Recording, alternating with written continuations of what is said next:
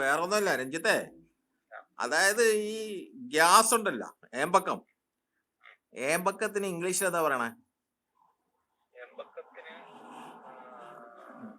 ബ്ലർപ്പിംഗ് എന്താണ്? ബ്ലർപ്പിംഗ് തന്നെയാണോ? ആ, ഷുവറാണ്. വേറൊന്നല്ല.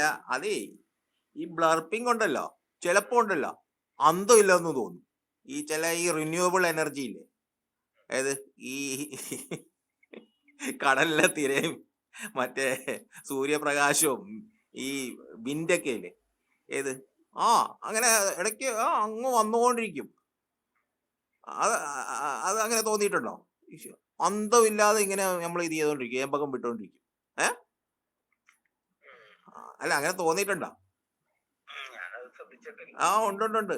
ചിലപ്പോ അതുകൊണ്ടല്ലേ ആ ഒരു ഇറിറ്റേഷൻ കാരണമുള്ള ആൾക്കാർ ഈ മറ്റേ ജലൂസിലൊക്കെ വാങ്ങിച്ച് കഴിക്കുന്നത്. മനസ്സിലാവുന്നില്ല. അപ്പൊ ഞാൻ ആലോചിക്കുന്നത്, ഇങ്ങനെ അന്തമില്ലാതെ വരുന്നതിന്റെ മെക്കാനിസം എന്താന്ന് ഞാനിങ്ങനെ ആലോചിക്കുകയായിരുന്നു.